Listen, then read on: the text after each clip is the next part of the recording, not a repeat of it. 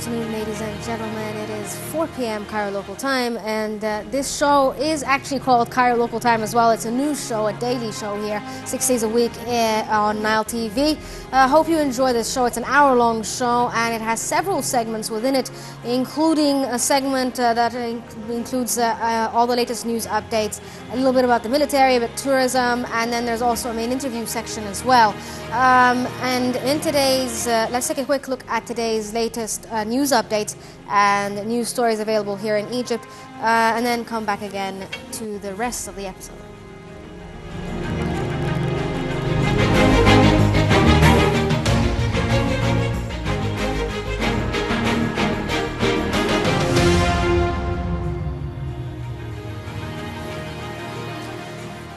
We start with President Abdel Fattah el-Sisi discussing with the Minister of International Cooperation, Sahan Nasr, efforts exerted by the ministry to provide the needed funds for economic reform. During the meeting, the President stressed the need to provide support for small and medium-sized enterprises, or SMEs, as a means to create new job opportunities. The President also said the priority should be given to projects that help women empowerment and in enhancing the participation of the private sector as well as civil society in the development of the state. Let's take a look at the report. President Abdel Fattah el-Sisi discussed with Minister of International Cooperation Sahan Nasr efforts exerted by the ministry to provide the needed fund for the economic reform program. The President gave special importance to projects that will provide social safety net for low-income brackets in the society. In this regard, the Minister reviewed the Ministry's plan for 2017, which focuses on funding developmental projects in different sectors that facilitate the everyday life for citizens and improve services. Those projects are expected to be in the fields of electricity, health, education, agriculture, transportation, road networks, social housing, utilities, and vocational training. The funds will also go to youth empowerment through small and medium-sized enterprises. Such projects will create new job opportunities for youth. Nasr noted that negotiations are underway with many development partners to reach agreements on new funds from the European Union to support budget. Presidential spokesman Ambassador Ala Youssef said that during the meeting, the President stressed on the importance of taking into consideration the debt limit and the need to speed up the implementation of the projects which their funds were secured. Also during the meeting, Nasr reviewed efforts to make the utmost use of the debt swap programs in funding new development projects. Under such programs, all debts are rechanneled into funding new projects. She pointed out to two agreements worth £90 million signed with Italy to fund new Egyptian-Italian technological education complex. The Italian debt swap program aims to upgrading the Egyptian vocational education to cover the needs of the Egyptian employment market and enhance the competitiveness of the Egyptian technicians in domestic and international job markets.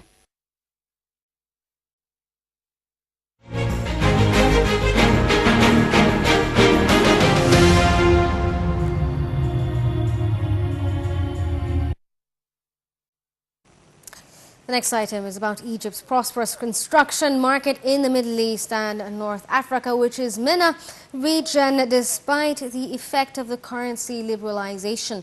A specialized report said that one of the main drivers of the Egyptian construction sector is the infrastructure projects initiated by the President Abdel Fattah el-Sisi. Such projects have generated good profit margins and timely cash payments, which is expected to continue into 2017. As well, since Egypt is expected to see a 95% increase in cash spending.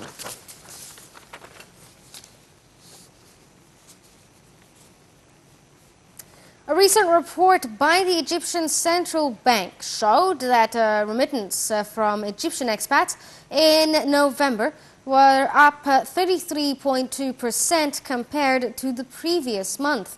The report added that the November remittance rose for the second consecutive month to record $1.7 billion compared to $1.3 billion in October.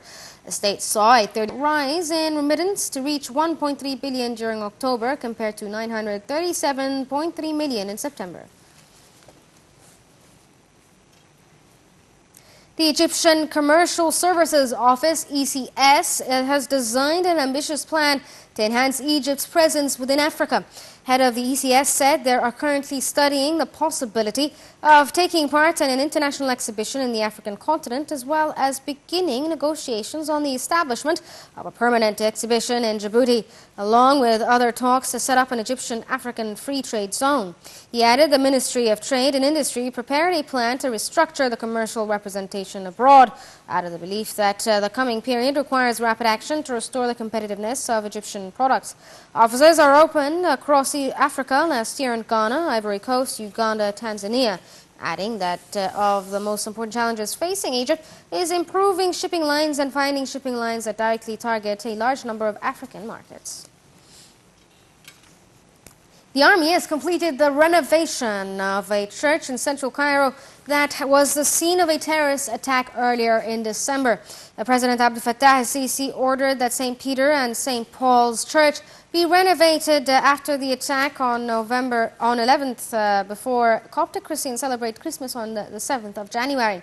A statement said the Armed Forces Engineering Authority was able to restore the church's destroyed areas while preserving the church's architectural heritage in 15 days to be ready to receive Christians for Christmas.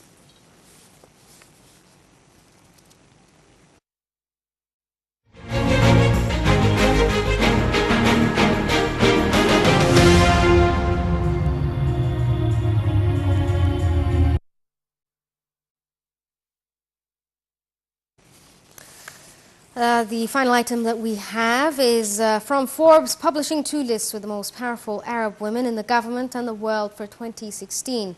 The Investment Minister Khurshid came in second place in the first list, followed by Social Solidarity Minister Ghada Wali.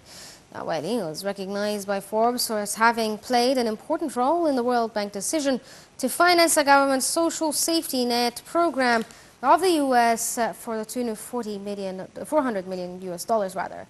And this brings us to the end of the news segment. We are looking forward to your comments on what you think of our new show and how to improve it through our various social media websites. On Facebook, you can find us on CLT Nile TV page. On Twitter, you can follow us over Cairo Local Time 4. And you can also email us through cairolocaltime4@gmail.com. And for our website, you can check out the website itself, nileinternational.net.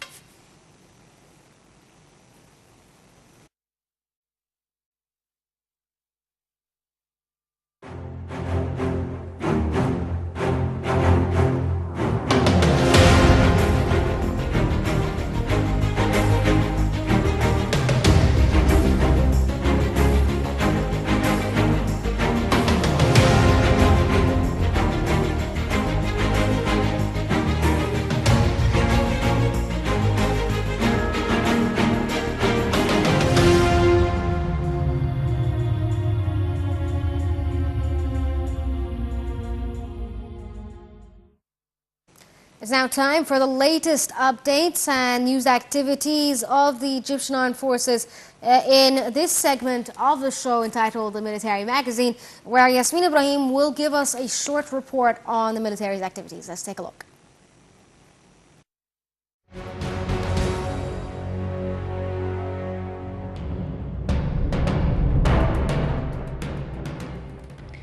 Chief of Staff of the Armed Forces Mahmoud Hagazi met His Excellency Chancellor Aqila Saleh, Speaker of Libyan Council of Deputies.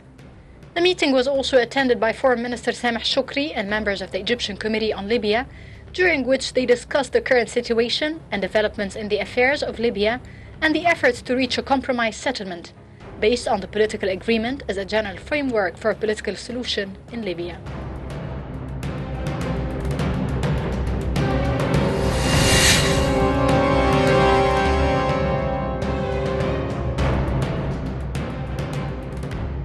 Chief of Staff of the Armed Forces Mahmoud Hagazi attended the celebration of the end of the courses of students arriving for cadres for 37 African countries who have completed their training courses within enterprises and educational institutions of the Egyptian Armed Forces. Hagazi conveyed the greetings and appreciation of President Abdel Fattah el-Sisi, Supreme Commander of the Armed Forces, and General Siri Subhi, General Commander of the Armed Forces and Minister of Defense and Military Production of the African expatriates, wishing them every success in the future within their duties. He stressed that the depth of the partnership relations, the military cooperation between Egyptian armed forces and their counterparts in all the African countries will help face risks and challenges that threaten the African and the Egyptian national security. The ceremony was attended by a number of armed forces commanders and Assistant Foreign Minister for African Affairs and a number of ambassadors and military attachés of Arab and African countries.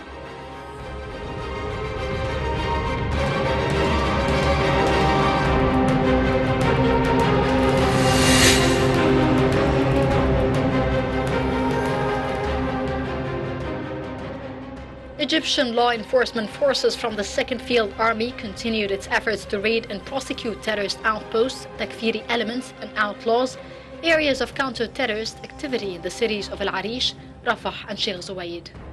They raided a tunnel of 1,700 meters long equipped with the means to smuggle people and goods, weapons and ammunition, and at altitudes of 2 meters and a width of 2 meters west of the international border and Rafah line. The troops blew up the tunnel body and eliminated all openings to deny takfiri elements and smugglers from using it again.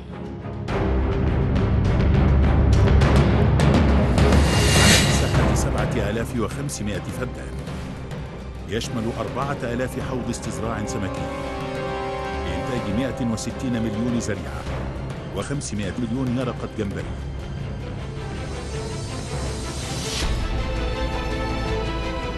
وتجني مصر الآن ثمار الانتهاء من إنشاء المرحلة الأولى للمشروع بإجمالي 1900 فدان، فيما يجري العمل على قدم وساق على إنشاء المرحلة الثانية خلال 12 شهرا فوق مساحة 1000.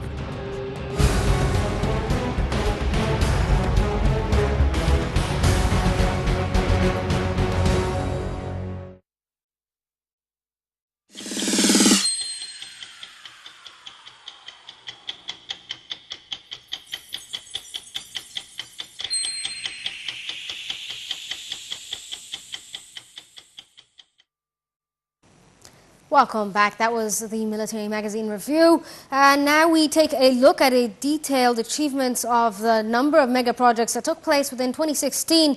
And when we come back, we will be discussing with our guest in this review a bit more about it.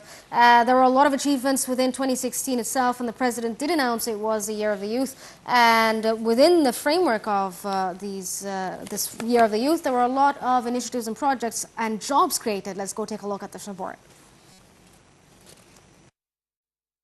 A number of mega national projects were concluded in 2016, while work is still underway in many others as part of the government plan to put the economy back on track with the aim of improving the living standard of Egyptian people. President Abdel Fattah el-Sisi inaugurated a number of those projects. In May, the President attended celebrations of the harvest of 10,000 wheat fidans in the southwestern Al-Wadi al-Gadid New Valley Governorate as part of a national project to expand the country's farmland by reclaiming 1.5 million fidans nationwide, which was inaugurated in late December 2015. The President also inaugurated a number of new projects in housing, utilities and services. In December, the President inaugurated a number of new projects carried out by the Engineering Authority for the Armed Forces and the Ministries of Housing and Transportation. These came within the governmental plan to support the comprehensive development in Egypt and provide the welfare for the citizens in the different governorates. Among these projects, the Bahariya Oasis Farafra Road Integrated Wastewater Project for Al-Qasasin City.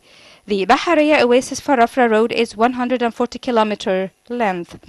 This project is among the first phase of the national project for the roadways, which include Ben Habil Base, South Fayoum Oasis, and Bani Suif Al-Zafarana Road.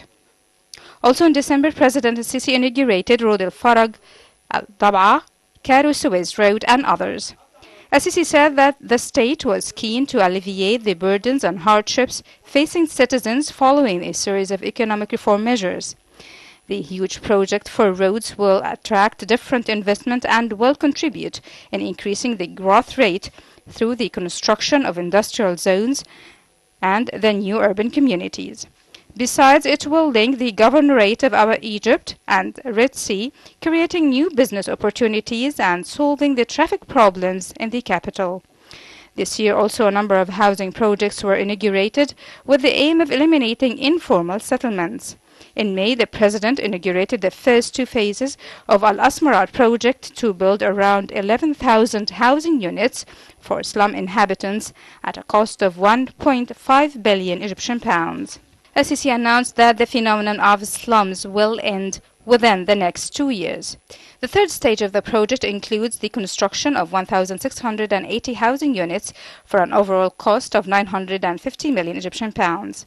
A similar project was inaugurated in Alexandria in September.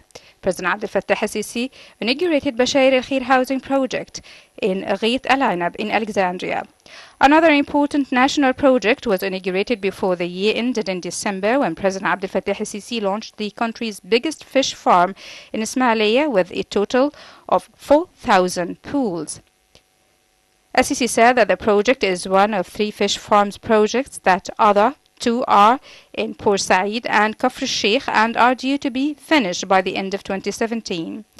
He also launched Al Nasr floating bridge in the Suez Canal zone, linking the 2 sides of Port Said and Port Fouad. Other key projects remain under construction, on top of which the Suez Canal tunnels in Ismailia. Chairman of the Armed Forces Engineering Authority, Kamel El-Wazir, said that the Suez Canal Tunnels project is the second most important project in the region. He noted that the Armed Forces Engineering Authority intends to establish 4 groups of tunnels underneath the canal.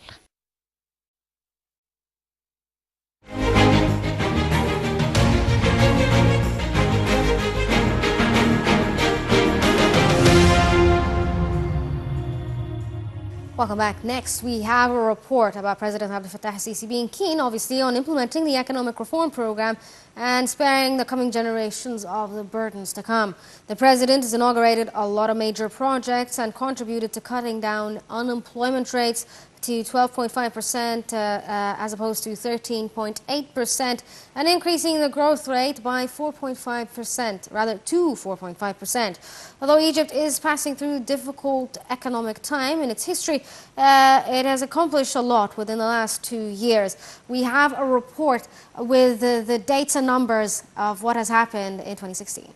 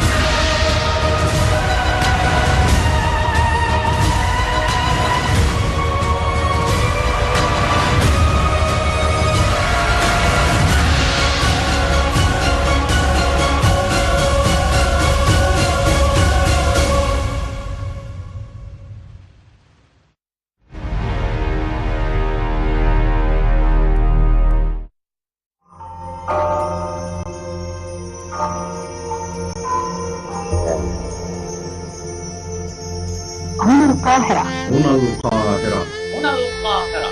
هنا القاهرة. هنا القاهرة. هنا القاهرة. هنا القاهرة. القاهرة القاهرة. هنا القاهرة. هنا القاهرة وحبيبي أنا ده منين ما يروح بيكون جنبي. هنا القاهرة.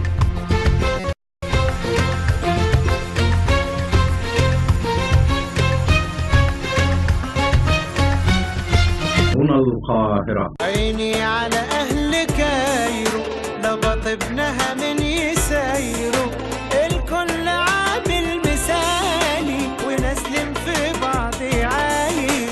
هنا القاهرة الساحرة الآسرة الهادرة الساهرة السافرة السافرة. لك حبيبي حبك وتحب تهديه بهدية هاتوا مصر الحليوة يقول لك دي صحيح هي أم الدنيا. هنا القاهرة. القاهرة ونيلها وكلنا وأغانيها ومواويلها وحكاويها يا جمالنا. القاهرة تجيلنا تحن لنا. Take me back to Cairo beside the river Nile. My heart belongs to Cairo, oh Cairo, where I have found my smile.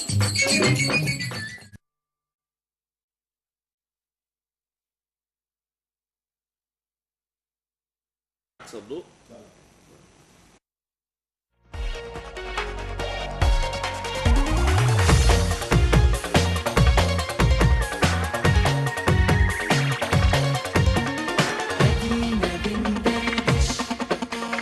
ورانا ايه ورانا ايه بنحكي ونفرفش. ورانا ايه ورانا ايه نحب نتعرف. ورانا ايه نحب نتشرف. ورانا ايه ومين يا بلدينا وبلدكوا إيه أحسن ناس. سوهاج بلد المواويل سوهاج برج الزغاليل سوهاج يا حبيبي يا حبيبي سوهاج زارت النيل. أدينا بندردش. Welcome back. We are going to do our next segment, which is a guest in the studio. And today's topic is about President Abdel Fattah el-Sisi initiating a number of projects to improve the country's infrastructure and also serve the low-income earners within Egypt itself. With us to discuss the importance of those projects and what is expected from it and how it will impact the economy itself is Mr. Mdhat إسطيفانوس. I'm sorry if I pronounce the name incorrectly. A member of the Federation of the Egyptian Industry, FEI. Good afternoon to you, sir. Welcome. Could you tell us about what you think of these projects? 2016 did see several projects, not just buildings for the low-income earners, but in the Suez Canal and Port Said and so forth. How is this important for the economy? It was very essential. In fact, it's if we have a look about it, it's all in a way or another related to enriching and reinforcing the infrastructure of the economy of the country. Meaning that it is not the projects itself; it's what will be built on such projects in the future, the mid and long term, in order to increase the economic growth of the country, creating a lot of jobs, a lot of products as well, fostering and contributing to the overall financial results of the country, reinforcing again the local currency. Yes. It's a lot of dimensions that will be covered with such projects in the coming period. But with these projects, I mean, essentially most of these projects are funded by the government, or at least the Long Live Egypt Fund. Is this not considered somehow recycling money rather than it attracting new investments? What do you mean by recycling money? I mean, it's not. Usually, people look for foreign investors, for money to come into the country that is not within the country itself already.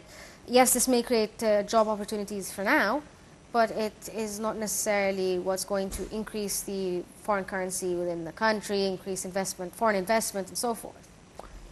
Look, I think, let's say, the smart investment for what we have in hand Yes. is the first step. Yes. This what will, let's say, encourage the foreign investors to come.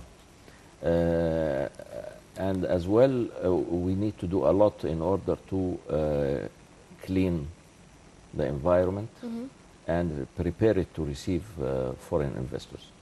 One of the main steps has been done, of course, was floating the Yes. local currency, which can give the credibility to the foreign investors to come without having any risk of devaluation, which is always hurting the investor, the foreign investors dramatically.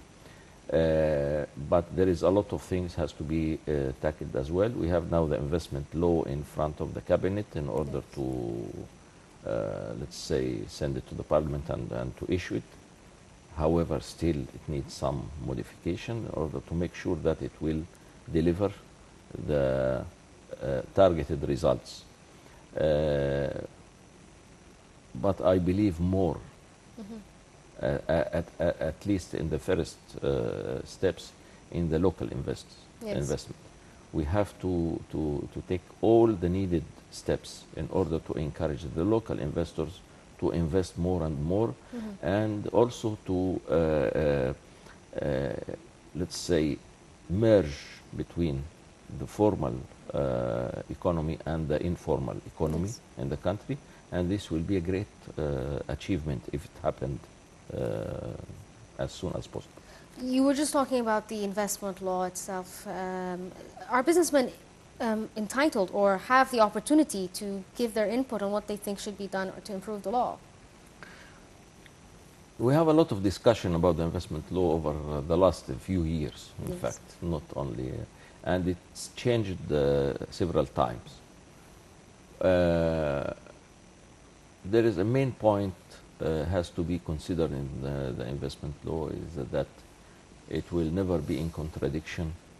Yes. It should never be in contradiction with whatever previous laws. And this something has to be very clear in the law, that this is the law which will be applying for the investors, not any other laws, in order to release any kind of conflict or any kind of, let's say, vague situation for the investors, to make sure that he will be, let's say, treated in a one way, not selectively. This is very important to be considered and to be guaranteed in the law. Yes. What will be the end result, I don't know yet, but we are looking for that. Hopefully it'll be a good result at the end. In May, we did manage to harvest our first reapings, I suppose, of the national project that of expanding farmland, where there was 1.5 million fadans reclaimed for farming. How can this boost the economy, and is there a possibility that we'll be exporters of farming goods? In fact, we suffered a lot on the last decades from the different agricultural policies in the country, and main part of it is this kind of minimum landlord areas, which is not helping a lot in the vertical integration of the agricultural activities. the agricultural manufacturing opportunities which can be built on as a vertical integration for these agricultural projects will add a lot of value to the economy, and it has to be considered. Of course, the project itself is very essential, and it was needed, and even more. Yes. And I think the big target is to have 4 million faddans. But we need as well more communication and more promotion about the project for everyone in order to be aware about the details of the projects, how they can participate and take the leverage of the project.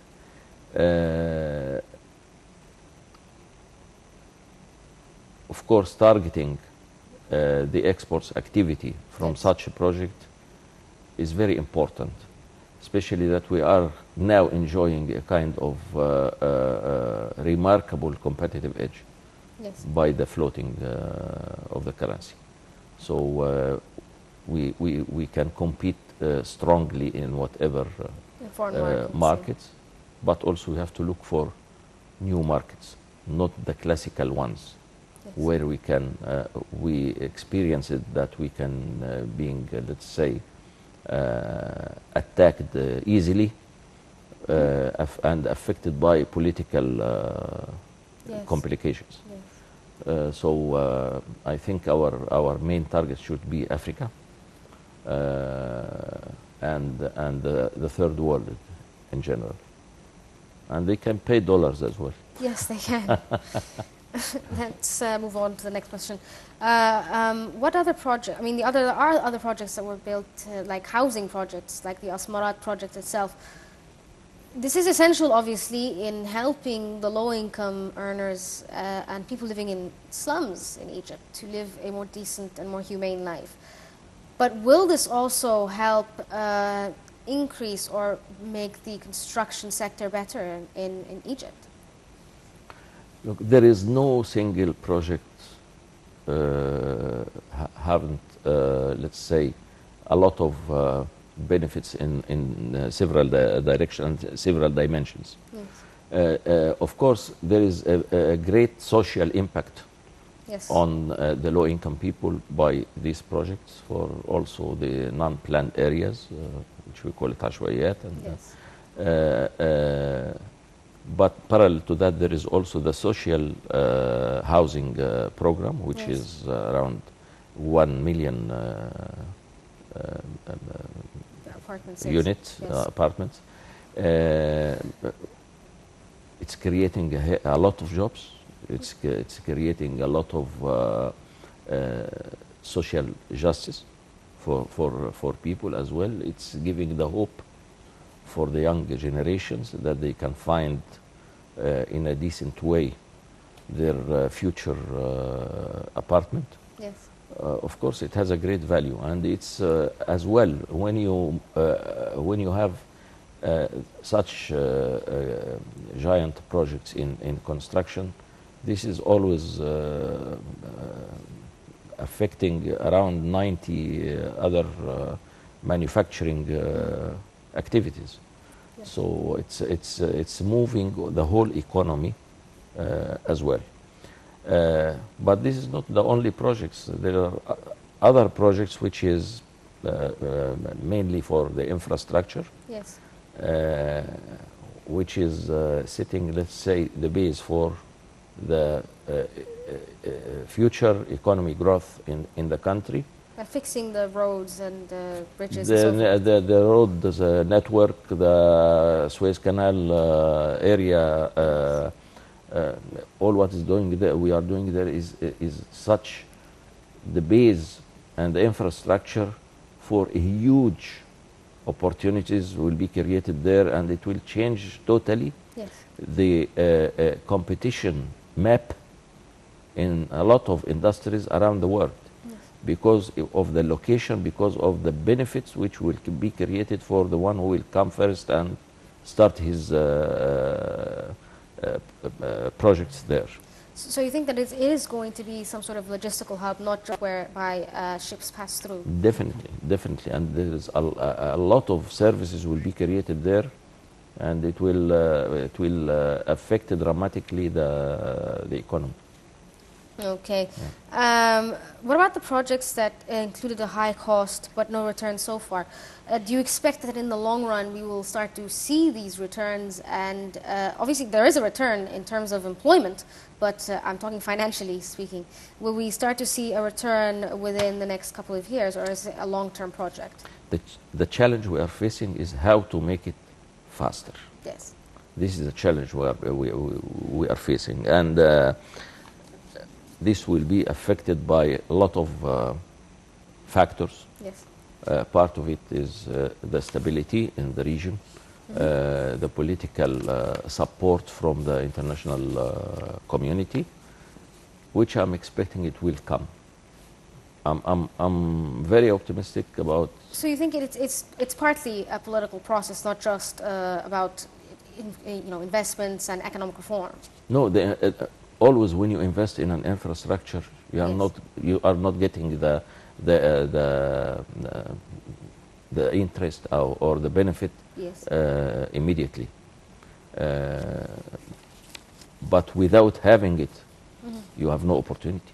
Yes. So it's a difficult time, yes, but we have to go through it in order to get the benefit later on. This is the chicken and egg. Yes. Well, in your opinion, how long do you think this process of economic reform is going to take? I mean, for instance, in Greece, we can see that they're suffering quite tremendously because of economic reform. How long do you think the process we are take? totally different than Greece. Yes. I would say that to a certain extent I'm involved there. What we are facing here is different than what Greece is facing, and we can go through it faster. Yes. Much faster, in fact, because we are enjoying a lot of, let's say, factors which can make it faster. We are a very big market. Greece is very limited. Yes. But we are a very big market, and I think even internally we can make a lot of projects alive without being in need for dealing with external markets. Yes. But as well, this kind of projects will take us to another era, and I'm very optimistic about the coming 2 years. Hopefully, yes. Of course, 2017 will not be the fantastic year, but we will better. start seeing the indicators in 2017, and I think 2018 could be considered a harvest year. Let's hope so. Unfortunately, we ran out of time for this segment. So, Mr. Mdhat إسطيفانوس, member of the Federation of the Egyptian Industry, FEI, thank you so much for joining us this afternoon. Thank you. Thank you very much. This brings us to the end of this segment. Let's take a short break and get back again.